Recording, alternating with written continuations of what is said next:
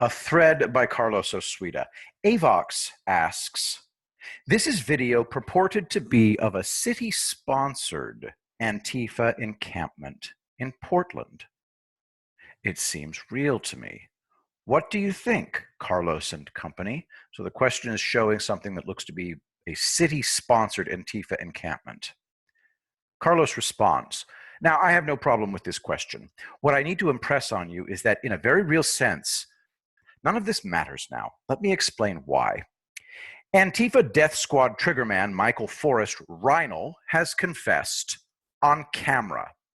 From dailycaller.com, I had no choice. Antifa supporter linked to Portland shooting of Trump supporter. We've known for a very long time that the Democrats are attached by the hip to Antifa. But there's no way in hell that the Democrats knew about this in advance or wanted it to happen. Why? Because now the Democrats have no leverage. They are screwed. This is the first sectarian death squad in American history. The reason they operated openly and that Reinl is giving interviews is that Antifa's backers control the Democratic Party. President Trump calls Antifa's backers very rich, very stupid people. Trump says that the backers are people we've never heard of. There are 540 billionaires in the United States. How many of them can you name? Now, I've been studying organized terrorism for 40 years. The only terrorists you can control are the ones you created.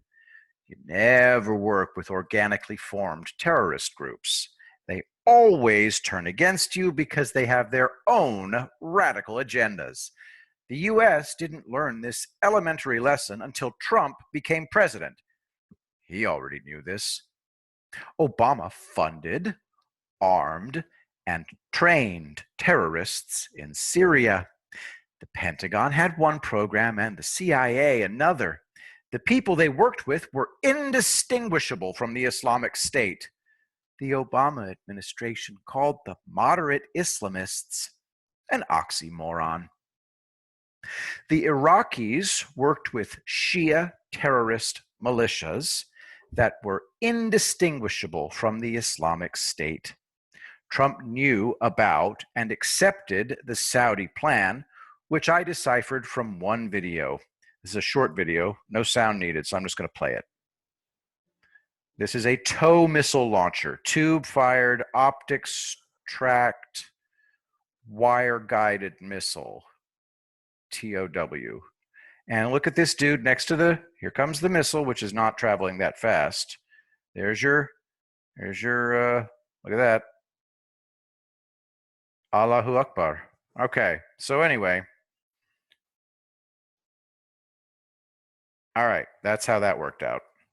All right, so moving right along, that's a TOW missile. Not, okay? It's not a TOW missile. Now, most copied versions cut off the ending. That is a canvas tent.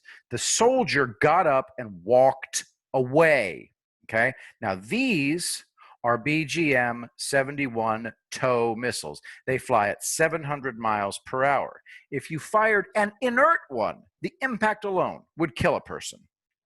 I noticed that not a single video from Syria shows an unedited shot of a missile leaving the launcher, set, and hitting the target. In this case, the missile was not a TOW. It was a missile with a warhead that used directed blast effect. The soldier was unharmed because the blast effect went up and to the sides, not forward. Therefore, I knew it had to be a fuel-air explosive, a warhead filled with explosive gas. I did a patent search and found multiple devices for directing blast effect. I also found a book that described explosive gases more than 10 times more powerful than TNT, developed by Israel. The TOW missile uses SACLOS, semi-automatic command to line of sight. The gunner fires the missile, which spools out thin copper wires behind it. wire-guided. Inside the gunner's sight is a control system that sends electrical signals to the missile's flying surfaces. The gunner must keep a crosshair on the target. The automatic control system watches a beacon in the butt of the missile and controls it to hit where the crosshair is aimed. To be a TOW gunner, you must complete firing tables and be tested once a month. Simply keeping the crosshair on the target as you fire is incredibly hard. The videos from Syria showed the most outrageous shots I've ever seen. The gunners created question mark-shaped flight paths to make sure that the warhead hit the driver and front seat passenger of the fleeing vehicle. They also created cane-shaped flight paths to hit the back seat passenger. The reason this is so hard is that you have to take the crosshair off the target to swing the missile away, and then you have to reacquire the moving target. You're talking missile gunners who are pure specialists and do nothing else but fire that missile. They weave missiles through crowds to hit specific targets. Stunning!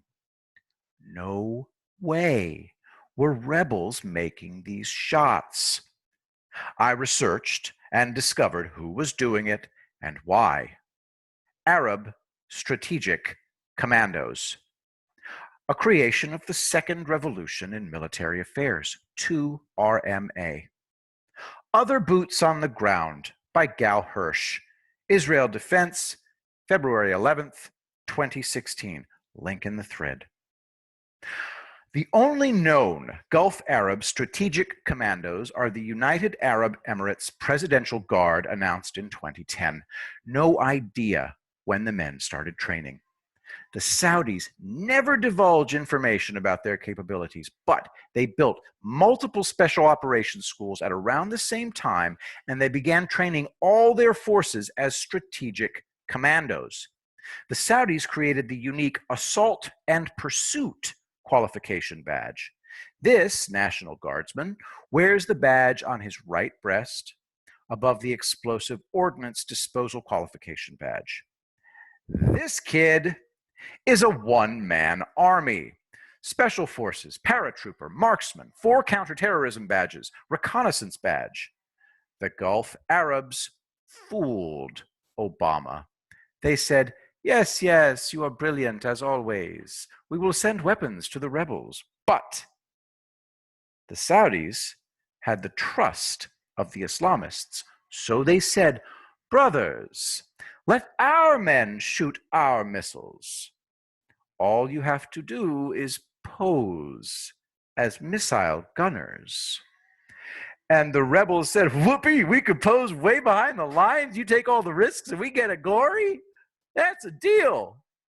And once the Saudis were attached to the Islamist groups, they killed them all, but kept the names.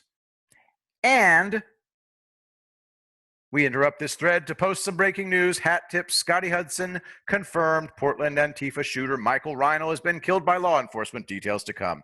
Killed by U.S. Marshals in Washington. Good riddance. William Barr didn't need him. Let me finish my thread. A group of terrorists were filming a propaganda video far behind the lines, as told to do by the Gulf states. They were attacking an empty building when suddenly they were ambushed by commandos and all killed. This is the height of the ambush. No gore. Basically, it's just a whole bunch of bullets being fired while the camera is just focused at the ground. It was over in about a minute. This was done all over Syria until the Islamist groups existed in name only. The only ones left were the ones controlled by the Turks. Virtually all of them were killed from January 1st to January 10th, 2020, by the fake Al-Qaeda. The fake Al-Qaeda is actors, commandos, and Gulf Arab agents. Nobody's ever done this before. But the Gulf Arabs knew that you never, ever make deals with terrorists. We made deals with the Sicilian Mafia in World War II and the late 1950s and lived to regret it. The Saudis didn't infiltrate the Islamist groups. They exterminated them and took them over. The fake Al-Qaeda in Syria recently announced that it plans on laying down its arms and becoming a political party. There's your proof that it's not Al-Qaeda. The Iranians had their asses handed to them in Syria, Iraq, and Yemen because they hold Arabs in contempt. The Saudis use that to their advantage, the way Trump does. This move to create sectarian death squads in the US is a catastrophic blunder. It cost the Democrats and the press everything. Quote, Trump denies the Atlantic report that in 2018 he made disparaging remarks about fallen World War I troops and John McCain. Compare that to this. Quote, Democrats and the press in bed with sectarian death squads. Do you think one is a tad more important than the other? Guess who wins the election in a landslide? Focus on that. I don't want to hear any comments about Jack Ruby and false flags and all that insanity that shackles too many conservatives. Stick with facts. The Democrats and the press are doomed. And Trump has barely started fighting back. Yes, he knows when to go all in. Timing is everything. Don't tell him how to do his job. He's the new model, which all other successful politicians will copy. Addendum. I forgot to add that the kid wears the assault and pursuit badge. The men are specialists in surprise attacks, breaking defenses, and using advanced technology to rapidly chase the survivors to capture or kill them. They use both ground vehicles and aircraft. Thanks for listening, and remember, I will be the greatest president that God ever created.